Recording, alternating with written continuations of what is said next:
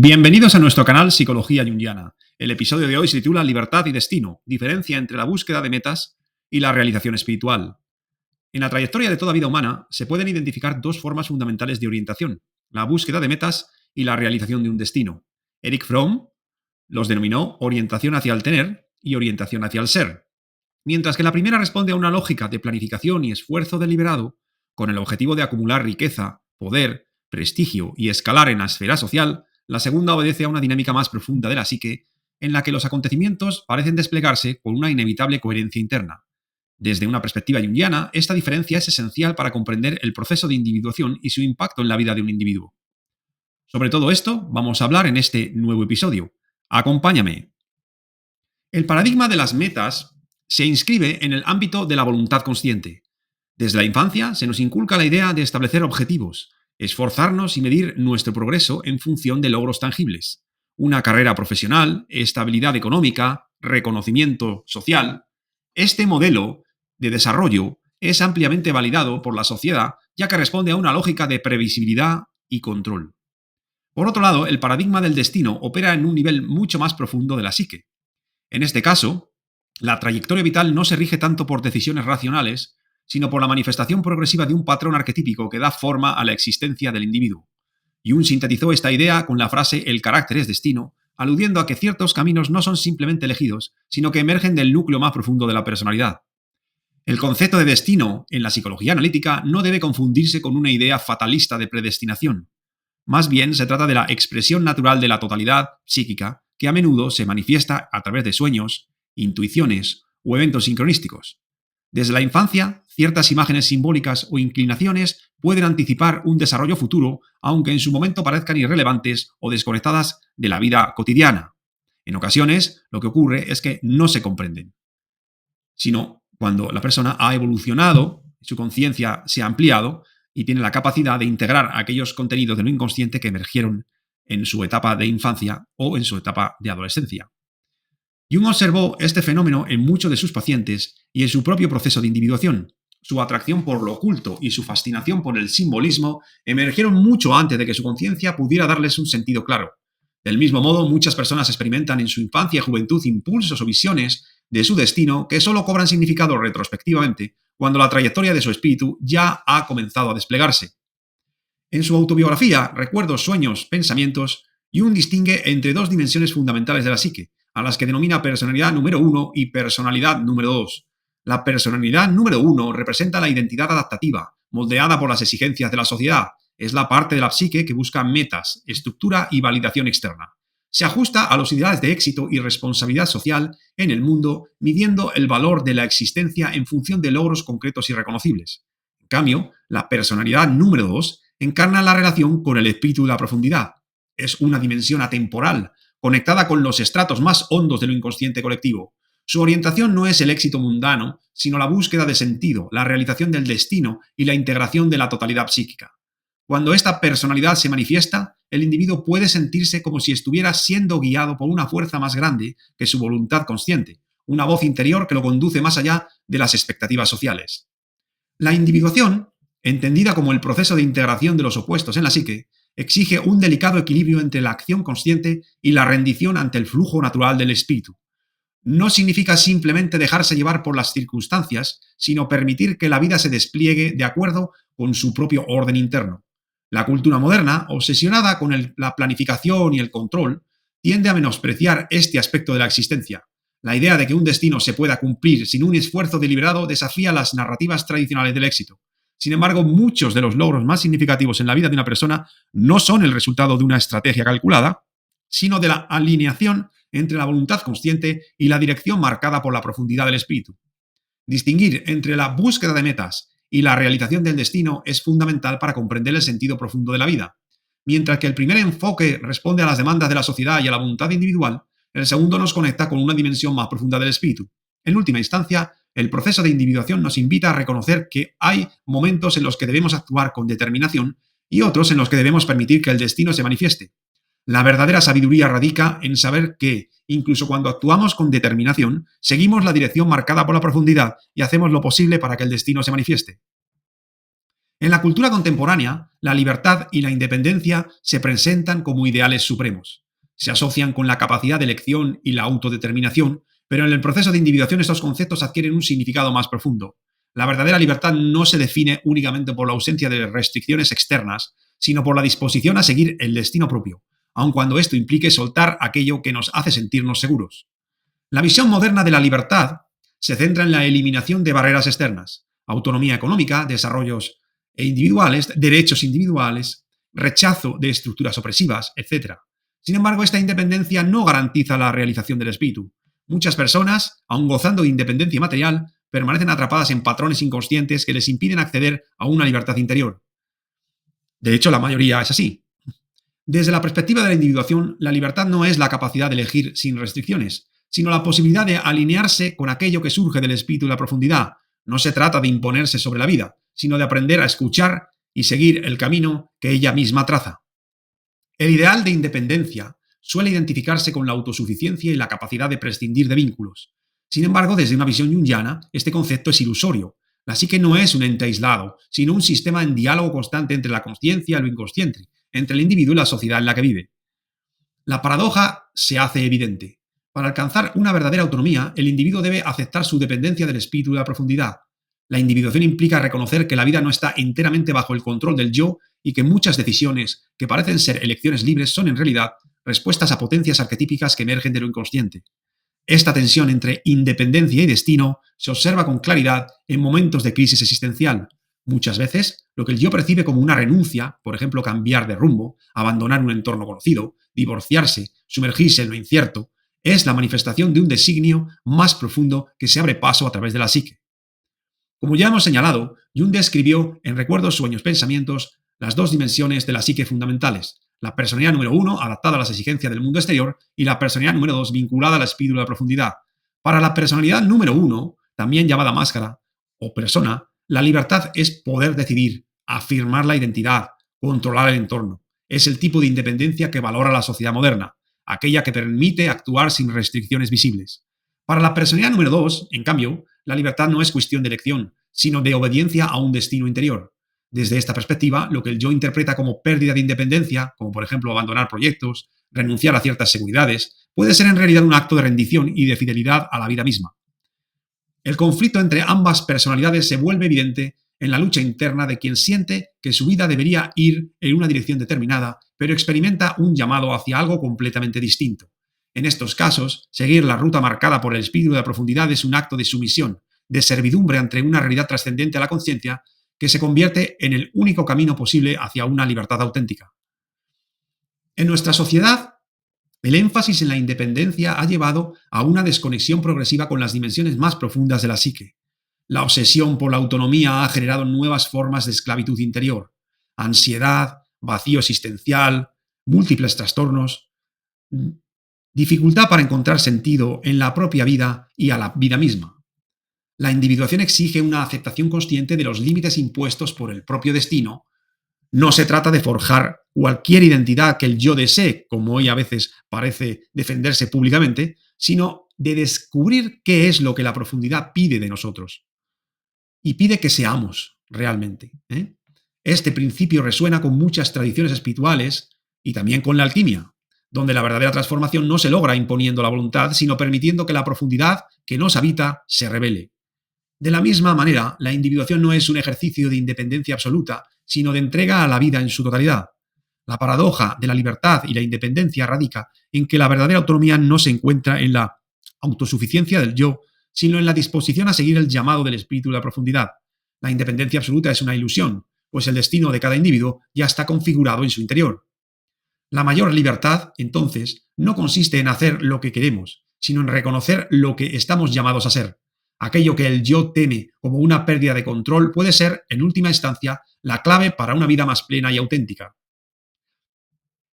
El factor económico se ha convertido en una de las principales fuerzas que moldean la vida del individuo moderno. Desde la perspectiva de la individuación, la economía no es solo una estructura externa que condiciona las posibilidades de acción, sino también un reflejo de dinámicas internas que pueden facilitar o bloquear la realización del destino personal. La manera en que una persona se relaciona con el dinero, el trabajo y la seguridad material está profundamente influenciada por su relación con el espíritu y la profundidad y su grado de integración entre ambas personalidades. La resignación o la resignificación del destino implica una transformación de la manera en que se perciben las condiciones económicas no como meros obstáculos o ventajas externas, sino como símbolos de procesos psíquicos más profundos. El mundo moderno tiende a reducir el destino individual a un asunto de oportunidades económicas, de hecho. Se nos dice que el éxito o el fracaso dependen de la capacidad de adaptación al mercado, la acumulación de riqueza y la gestión eficiente de los recursos. En este marco, el individuo puede experimentar una profunda alienación si su vida se ve determinada exclusivamente por exigencias económicas que no resuenan con su vocación interior. Desde nuestra perspectiva, esta reducción del destino al factor económico refleja una desconexión con el espíritu y la profundidad. En la medida en que el individuo se identifica únicamente con la personalidad número uno o con la máscara social, su existencia se rige por el principio de utilidad y de supervivencia. Pero cuando el espíritu de la profundidad irrumpe, pone en jaque toda la estructura de valores sobre la que se ha construido la vida. Muchas crisis vocacionales surgen precisamente en este punto. El individuo descubre que el trabajo que le proporciona estabilidad económica es al mismo tiempo una barrera para su realización más profunda. Sin embargo, romper con esta estructura no es fácil, ya que la economía, al igual que las instituciones sociales, impone sus propias reglas y resistencias. Jung diferenciaba entre el trabajo como actividad impuesta por la necesidad y la vocación como la expresión del destino interior. Para la conciencia colectiva de nuestra época, la vocación queda subordinada a la rentabilidad y el trabajo es valorado en función de su productividad, no de su capacidad para dar sentido a la vida. Aquí surge un dilema central de la individuación. ¿Hasta qué punto es posible seguir el llamado interior cuando las condiciones económicas parecen imponer otra dirección? La respuesta a esta pregunta depende del significado que se le otorga al sacrificio, evidentemente. El sacrificio no es solo una renuncia a la comodidad material, sino una transformación interior. En la alquimia, la materia prima debe pasar por el fuego para revelar su verdadera esencia. El plomo ha de convertirse en oro. De manera similar, el individuo que enfrenta restricciones económicas en su camino de individuación debe atravesar una crisis simbólica en la que la estabilidad y la seguridad son transmutadas en fidelidad a su destino. No se trata de romantizar la precariedad ni de negar la importancia del sustento material, por supuesto, sino de comprender que la relación con el dinero y el trabajo es también una expresión de la relación con el propio destino. Aquellos que logran resignificar su situación económica desde una perspectiva más profunda encuentran formas creativas de someterse y de sostenerse sin traicionar su autenticidad. En diversas tradiciones espirituales y en los mitos de multitud de culturas, el arquetipo del mendigo aparece con frecuencia como una imagen del individuo que, al renunciar a la riqueza material, accede a una forma superior de conocimiento o de realización. Sin embargo, este símbolo no debe interpretarse de manera literal. No se trata de que la individuación exija necesariamente la pobreza, sino de que la verdadera riqueza no se encuentra en la acumulación de bienes, sino en la alineación con y en la integración del destino. El mendigo simboliza aquel que ha renunciado a la ilusión de control absoluto sobre su vida económica y ha aprendido a confiar en la sincronicidad. En contraposición, el avaro o el comerciante representan la psique atrapada en la necesidad de asegurar el futuro mediante la posesión. Esta dinámica se puede observar en la vida de muchas personas, que por miedo a la inseguridad permanecen en trabajos que destruyen su alma o lo condenan a jornadas interminables de trabajo. No logran ver que la estabilidad externa puede ser en ciertos casos un reflejo de una pobreza interior.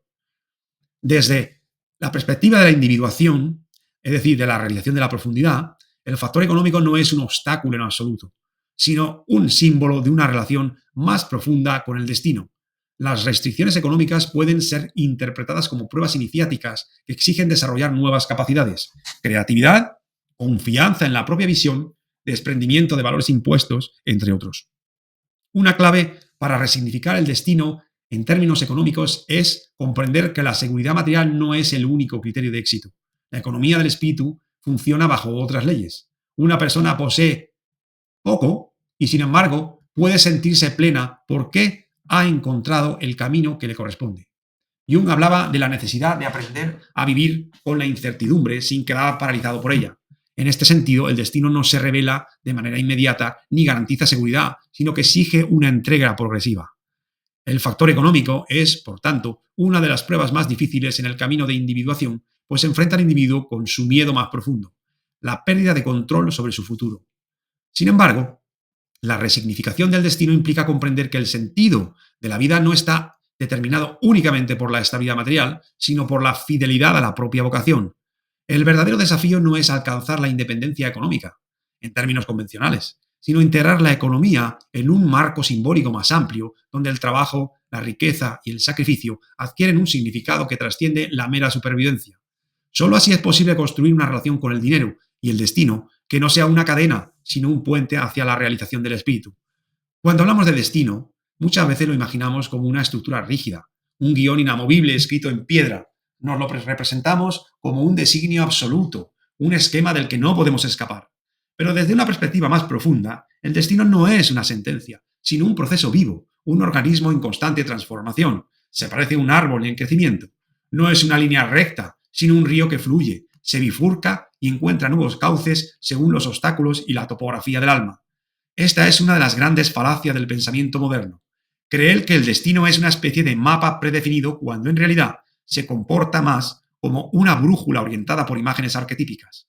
Pero esas imágenes no nos ofrecen certezas, nos dan una dirección, un norte simbólico. Lo que nos encontramos en el camino depende de la interacción entre nuestro propio desarrollo psíquico y las circunstancias del mundo exterior. Imagina por un momento a una persona que ha construido su identidad en torno a la idea del desapego, de independencia respecto a lo material. Quizá ha cultivado un estilo de vida minimalista, se ha alejado de los compromisos financieros y ha adoptado una visión casi ascética de la existencia. Algunas personas New Age en realidad viven así. Pero un día recibe una herencia inesperada.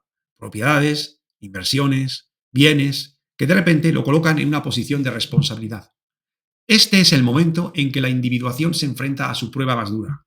Porque el problema no es solo externo. ¿Qué hacer con los bienes? ¿Cómo gestionarlos? Sino interno. ¿Cómo reconciliar la imagen previa de uno mismo con la nueva realidad? Aquí surgen las tensiones entre la personalidad número 1, la que ha sido moldeada para cumplir con las expectativas del mundo, y la personalidad número 2, es decir, con el hombre interior, con aquella parte de la personalidad vinculada al espíritu de la profundidad. No es una lucha exclusiva del individuo, por cierto. Instituciones enteras han transitado por este dilema. Pensemos en la Iglesia Católica, que nació con ideales mendicantes, basada en la pobreza y el desapego, pero que con el tiempo acumuló un poder económico y político colosal, como bien sabemos. O en las órdenes religiosas, que en su origen buscaban el aislamiento del mundo solo para terminar convertidas en redes de influencia con vastos recursos. La lección aquí es clara. La relación con el destino no es estática, sino dialéctica. Creemos que hemos entendido quiénes somos, que hemos delimitado nuestro camino, pero la vida siempre nos pone frente a situaciones que desafían esa comprensión. Nos gusta pensar que somos arquitectos de nuestro destino, pero esta es solo una verdad parcial. La libertad nunca es absoluta. Siempre está situada dentro de un contexto, sometida a variables externas y condicionada por fuerzas que nos superan. Creer que podemos evitar toda influencia del mundo exterior es una fantasía tan ingenua como la creencia de que todo está predeterminado. El verdadero desafío no es elegir entre destino o libre albedrío, sino comprender que ambos operan simultáneamente en distintos niveles. La individuación no es rechazar la realidad en favor de una visión idealizada del yo, sino saber integrar lo inesperado en la narrativa personal sin perder el eje interno y la orientación, por lo tanto. Esto es lo que diferencia a quien se adapta con conciencia de aquel que simplemente es arrastrado por las circunstancias. La pregunta clave no es ¿cómo me mantengo fiel a mi destino?, sino ¿cómo dejo que mi destino evolucione sin traicionar mi esencia? Es una tensión que nunca se resuelve por completo, pero en esa paradoja es donde realmente comienza la aventura de la conciencia. Si crees que tu destino es fijo, ya has perdido la batalla. Si entiendes que es dinámico, entonces tienes la oportunidad de transformarte en él. El arquetipo del ermitaño ha sido, a lo largo de la historia, como el del mendicante, la imagen del individuo que se aparta del mundo para encontrar una verdad más profunda. Representa la renuncia a las distracciones del espíritu de la época en favor de una conexión con el espíritu de la profundidad. Sin embargo, en el contexto del mundo moderno, caracterizado por la interconectividad tecnológica, la dependencia económica y la omnipresencia de sistemas de control, la posibilidad de una separación auténtica se vuelve altamente cuestionable.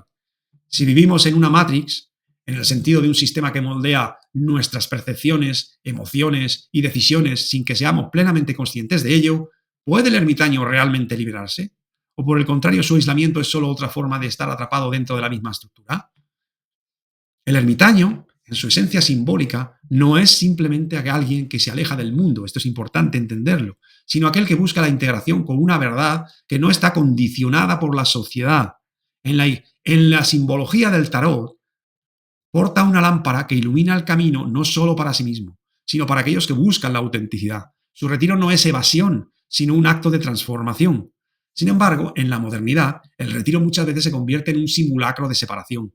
La idea de dejarlo todo atrás para vivir una vida autosuficiente en una cabaña en el bosque, por ejemplo, sigue dependiendo de la infraestructura creada por la sociedad, acceso a herramientas, conocimientos transmitidos dentro del sistema, incluso la existencia de un mercado que permite la compra de tierras.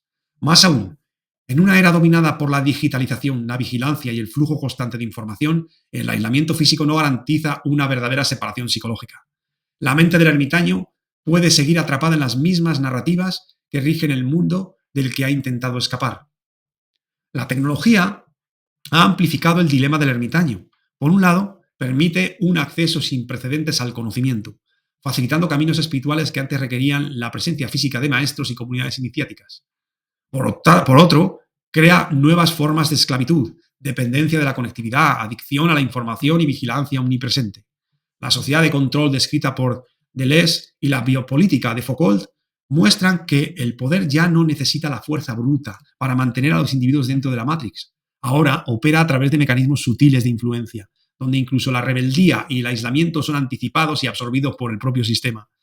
Por tanto, el problema esencial no es solo si uno puede aislarse, sino si el acto de retirarse sigue estando determinado por las mismas estructuras contra las que se rebela. En este sentido, la supuesta libertad del ermitaño moderno puede ser solo otra manifestación del sistema en su capacidad de reconfigurar continuamente sus límites. Por lo tanto, es importante, muy importante comprender que el significado tradicional del ermitaño es en realidad el significado de la persona que está en contacto con su propia profundidad, que realiza su propio destino, marcado precisamente por esa profundidad y por su relación con la profundidad. No porque se retire del mundo, no porque se retire del sistema. El mito de la desconexión y la trampa del nihilismo es también algo muy presente en nuestra época, porque es uno de los peligros más grandes precisamente de la búsqueda de separación, es precisamente este nihilismo. Si todo está condicionado por la Matrix, si cada intento de escapar termina reforzando el sistema, la conclusión lógica parece ser la desesperanza. No hay salida real, solo simulaciones de libertad dentro de una estructura inmutable. Este es el punto donde el ermitaño corre el riesgo de caer en la trampa de la desesperación. Sin una comprensión profunda del sentido de su retiro, puede encontrarse simplemente aislado, sin haber logrado una verdadera integración con el espíritu de la profundidad.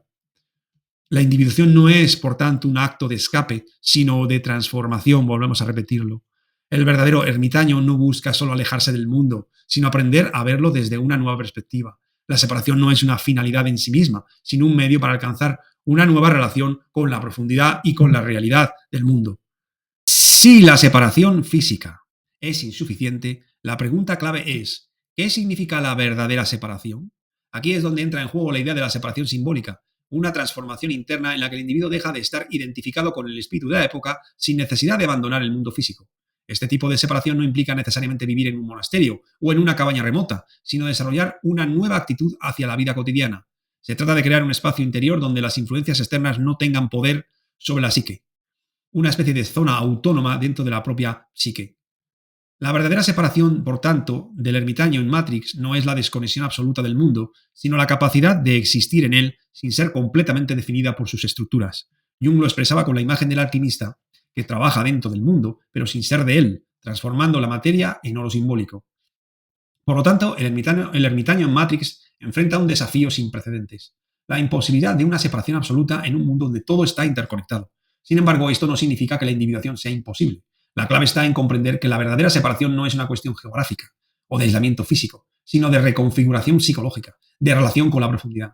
El auténtico retiro no es una huida del sistema, sino la capacidad de verlo con claridad, sin ser atrapado por sus ilusiones. Solo así el ermitaño puede encender su lámpara en la oscuridad, no como un fugitivo, sino como un guía para aquellos que buscan una salida dentro del laberinto de Matrix. Hemos recorrido un sendero sinuoso, explorando las tensiones entre destino y libertad, las paradojas de la independencia, el peso del factor económico y la individuación, y finalmente la posibilidad o la imposibilidad de una separación real en un mundo hipertecnológico. Estas no son meras cuestiones filosóficas o psicológicas abstractas, Son desafíos que cada uno de nosotros enfrenta en su propia travesía vital. Desde la perspectiva de la psicología junguiana, hemos visto que el problema esencial no es solo qué queremos ser, sino desde dónde vivimos nuestra existencia. La diferencia entre la vida regida por el espíritu de la época y aquella que sigue al espíritu de la profundidad no es una cuestión de elección superficial, sino un dilema estructural que define toda la experiencia humana. La individuación no es una simple búsqueda de metas o éxitos, es el encuentro con aquello que nos trasciende, una totalidad que no se limita al yo. La verdadera independencia no es la autosuficiencia material, sino la capacidad de vivir sin estar sometidos a la narrativa del espíritu de la época. El factor económico, lejos de ser un obstáculo meramente externo, moldea nuestra psique de maneras que rara vez reconocemos. Pero esto no significa resignarse a la inercia del sistema. Por el contrario, exige una reinterpretación radical del destino, una manera de encontrar sentido incluso dentro de los condicionamientos materiales. Y finalmente, hemos visto, a través del símbolo del ermitaño, esa imagen del individuo que busca apartarse para encontrar la verdad, que nos ha mostrado ser realmente paradójica. No hay verdadera desconexión de la Matrix porque la Matrix no es solo un sistema externo, es un modelo psíquico que llevamos dentro. Pero la clave no está en la evasión, sino en la transformación. La separación real no es geográfica, sino simbólica. No es un retiro físico, sino un despertar de la conciencia. Lo que hemos discutido aquí no es solo teoría. Es un mapa para aquellos que sienten que hay algo más allá de la rutina cotidiana, de la hiperconectividad vacía, de los caminos impuestos. La única pregunta que queda es, ¿tienes el coraje de cruzar el umbral? ¿Estás llamado realmente a cruzarlo? Si este viaje ha resonado contigo, si tiene sentido ese eco profundo que llama a la transformación, entonces la obra apenas comienza. No busques escapar, busca comprender y desde ahí trasciende. Si te ha gustado este vídeo, no olvides darle like y compartirlo con tus amigos y familiares. Tus comentarios y sugerencias son muy valiosos para nosotros, así que anímate a dejar tus impresiones abajo. Recuerda mantener siempre el respeto y fomentar un diálogo constructivo. No te pierdas nuestros próximos episodios, donde seguiremos explorando temas apasionantes relacionados con la psicología, el comportamiento humano y la trascendencia. Suscríbete a nuestro canal y activa la campanita para no perderte ninguna actualización. Gracias por acompañarnos en este viaje de conocimiento y reflexión. Hasta la próxima.